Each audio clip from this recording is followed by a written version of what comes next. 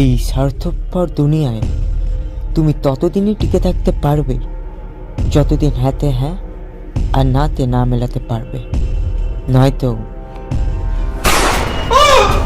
বাবা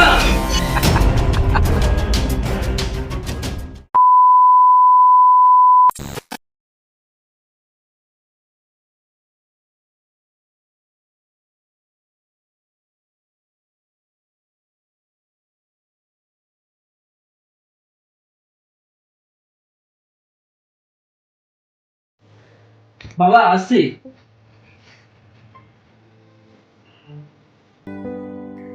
বাবা তুমি কাঁদছো?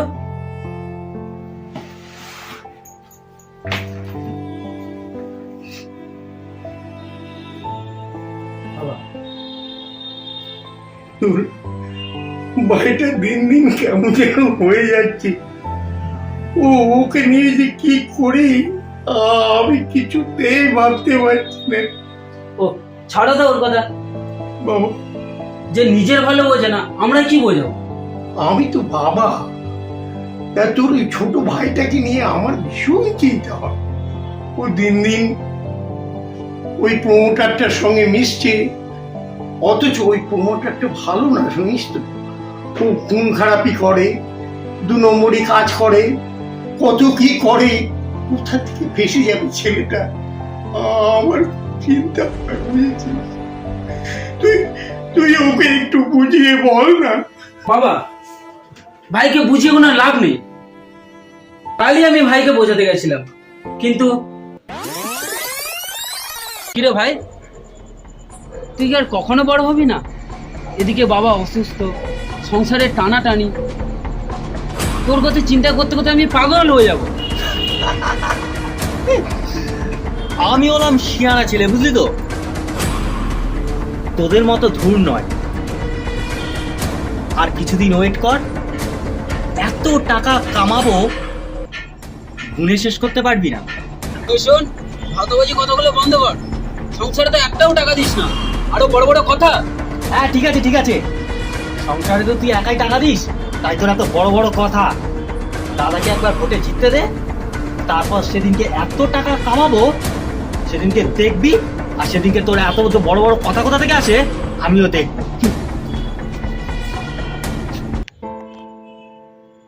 তাহলে কি কোনো উপায় নেই বাবা? বাবা ভগবানের উপরে বিশ্বাস রাখো, ভগবান সব ঠিক করে দেবে। আচ্ছা বাবা, আমার তো অফিসে লেট হয়ে যাচ্ছে, তাহলে বাবা এখন আসি। ভালোভাবে থাক। হ্যাঁ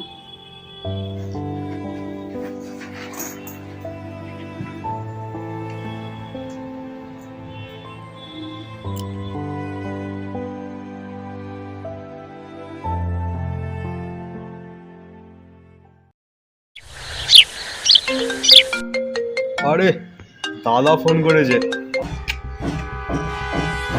হ্যাঁ বাবা বলো। হ্যাঁ ও দাদা, চিন্তা করতে হবে না, তোমায় ভোটে জেতানোর দায়িত্ব আমার। আমার ছেলেরা সব দেখে নেবে, তোমাকে একটাও টেনশন করতে হবে না। ঠিক আছে দাদা, তাহলে রাখলাম, ঠিক সময় তোমার সাথে দেখা হবে। হ্যাঁ দাদা রাখছি।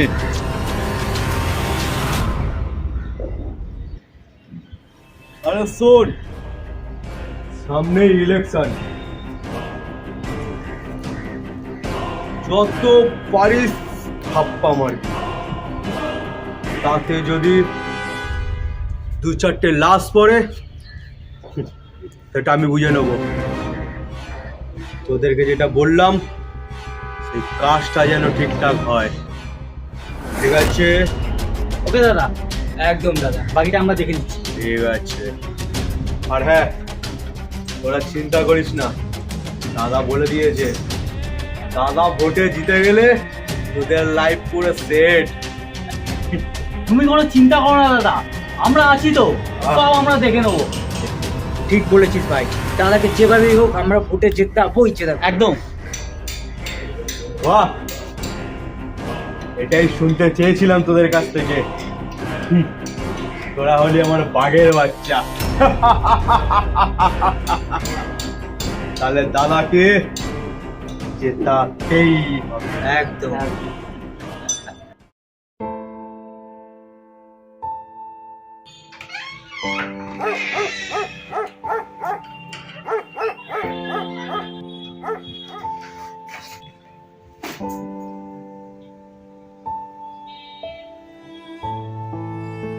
বাবা, ও বাবা। ও তুই এলি? হ্যাঁ, তুমি এখনো ঘুমোওনি? অনেক রাত হয়ে গেল তো। আর ওষুধ খেয়েছো? অনেক রাত হয়ে গেল বুঝলি, ভাইটা এখনো ফিরলো না, ওকে নিয়ে ভীষণ দুশ্চিন্তা হয় বুঝেছিস। উফ, ওকে যে নিয়ে কি করি। আচ্ছা দাঁড়া, তুমি চিন্তা করো না, আমি একবার ফোনটা করে ওকে দেখছি।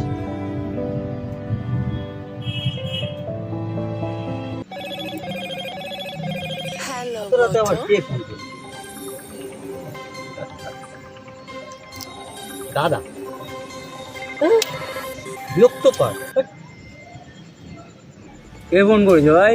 আর বলিস না, বাড়ি থেকে। বাড়িতে কারোর খেয়ে কাজ নেই, আমাদের কাজের ডিস্টার্ব। ভাই একা একা সাটাচ্ছিস, আমাকে দিবি না নাকি? হ্যাঁ,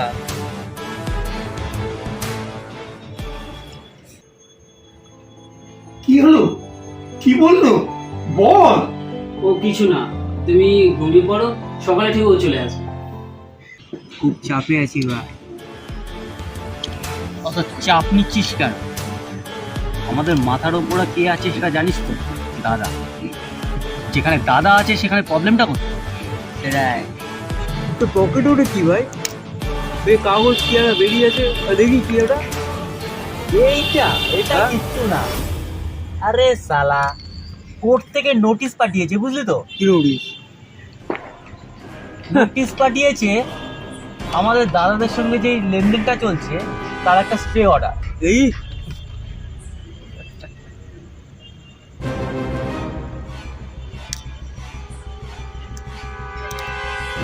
এইসব থানা, পুলিশ, কোর্ট, কাচারি আমরা পকেটে রাখি।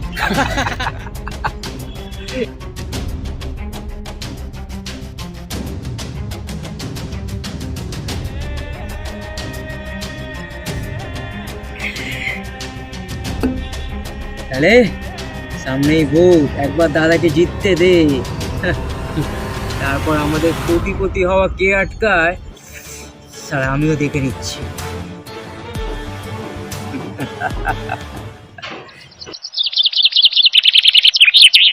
হ্যাঁ ঠিক আছে দাদা, হয়ে যাবে। হ্যাঁ হ্যাঁ, চিন্তা করতে হবে না, কাজ হয়ে যাবে একদম। হ্যাঁ হ্যাঁ ঠিক আছে, আজকে বিকেলে আমি মিট করছি, দেখা করছি।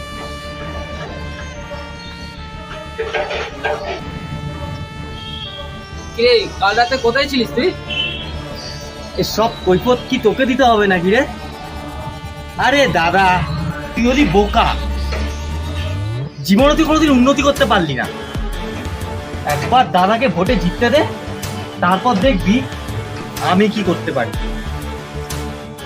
আর আমি হলাম 1 নম্বর শিয়ানা ছেলে, বুঝলি তো? ঠিক আছে, আমি এত কথা শুনতে চাই না। জানিস তো বাবার হার্টের প্রবলেম, বাবাকে ডাক্তার টেনশন করতে বারণ করেছে। আর বাবাকে যদি খুব তাড়াতাড়ি অপারেশন না করানো হয় তাহলে কিন্তু বাবা মারা যাবে। তা করা না অপারেশনটা, কে বারণ করেছে? এই শোন, অপারেশন বললে না অপারেশন করানো যায় না, তার জন্য টাকা দরকার হয়। কতবার বলেছি যে ভাই একটা কাজ কর, সংসারে তো 1 টাকা দিস না। আজকে তুই যদি কাজ করতে পারতিস তাহলে তোর টাকা আর আমার টাকা মিলে বাবাকে অপারেশনটা ঠিকঠাক করাতে পারতাম। এই শোন, বেশি জ্ঞান দিস না তো। কানের সামনে বাজার বাজার বছর বছর তো কত টাকা লাগবে শুনি? ডাক্তার বলেছে 2 লাখ টাকা পর্যন্ত খরচা হতে পারে। 2 লাখ টাকার জন্য কানের সামনে বজর বজর? এক্ষুনি একটা ফোন করবো, দেখবি এক্ষুনি টাকাটা চলে আসবে, দেখতে চাস?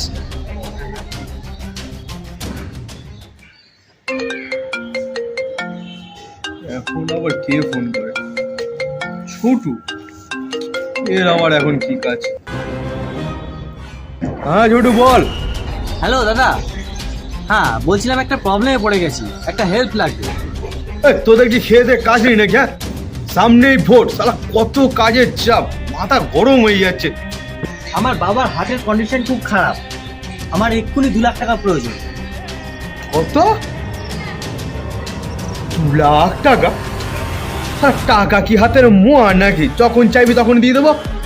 তোকে এই বাবা খাওয়ায়, এই বাবা পড়ায়, আর ওই বাবার চিকিৎসার জন্য টাকা কোনটা? কি হলো? দিল না তো? আমি জানতাম। এখনো ভাই জানিস তো, এই দুনিয়াতে কেউ কারণ না। তুই যেই রাস্তায় যাচ্ছিস সেই রাস্তা থেকে ফিরে আয়, এখনো সময় আছে। হ্যাঁ রে দাদা, আমি বুঝতে পেরেছি আমি কি ভুল করেছি। তবে তোকে কথা দিলাম, এই লাইন আমি ছেড়ে দেবো।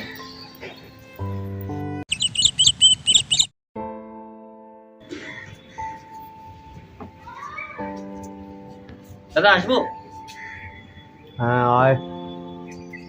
দাদা একটা কথা বলতে এলাম। হ্যাঁ বল, কি কথা? তুমি কিছু মনে করো না, আমি আর এই রাস্তায় হাঁটতে চাই না। আমি ভালো হতে চাই, আর আজ থেকে তোমাদের সাথে আমার কোনো লেনদেন থাকবে না। চললাম। ওই দাঁড়া।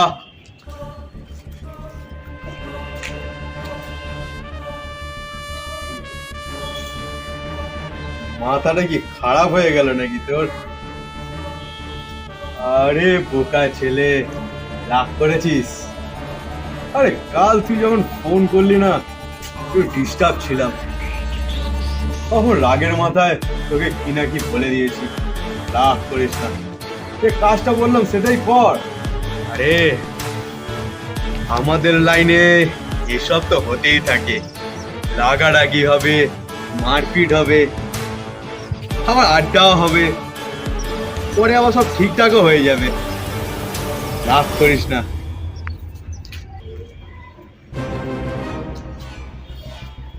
না দাদা, আমি সত্যিই লাইনটা ছেড়ে দিচ্ছি। আমি আর থাকতে চাই না। দেখ, আমাদের এই লাইনে না ঢোকাটা সহজ, বেরোনোটা বড্ড কঠিন। তোর জায়গায় যদি অন্য কেউ হতো না, এতক্ষণে গুলি করে পুরো ঝাঁঝা করে দিতাম শরীরটা। নেহাত তুই আমার দুবার জীবন বাঁচিয়েছিস, তাই ছেড়ে দিলাম। যা যা ভালো বুঝিস তাই কর, আমি তোকে আর আটকাবো না। কিন্তু শোন, কাজটা কিন্তু ভালো করলি না।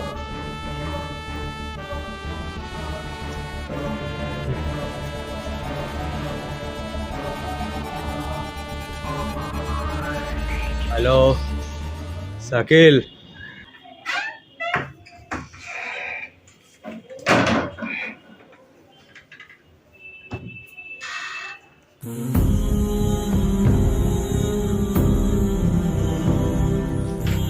দাদা, এই দাদা, বাবা, বাবা, বাবা কি হয়েছে বাবা? এই দাদা, এই দাদা, তোদের এই অবস্থা কে করলো? মানে খুশি তো? তুই এসব কি বলছিস দাদা? এই দাদা, বল না কি হয়েছে, বল না। মনে হয় তোদেরই কোনো ছেলে হবে হয়তো। কে কে আপনি? চল হাট।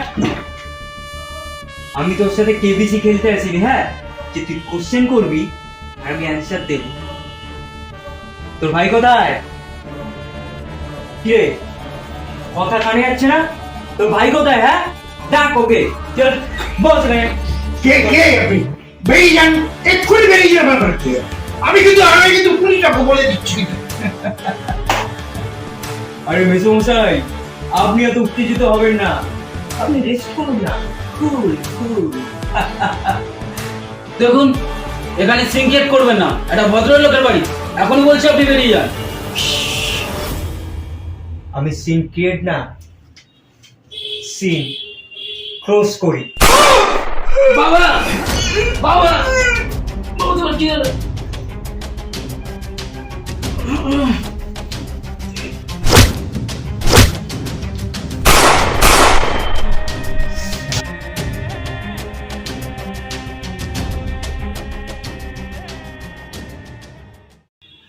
দাদা, তুই চিন্তা করিস না দাদা, চল হসপিটাল চল। চল। আর সময় নেই, তবে একটা কথা বুঝতে পারবি, আমরা না থাকলে তুই বুঝতে পারবি যে তোর জীবনটা কত কঠিন। তুই এরকম কেন বলছিস দাদা? তোর কিচ্ছু হবে না, চল দাদা চল। এই দাদা চল না, দাদা দাদা, এই দাদা,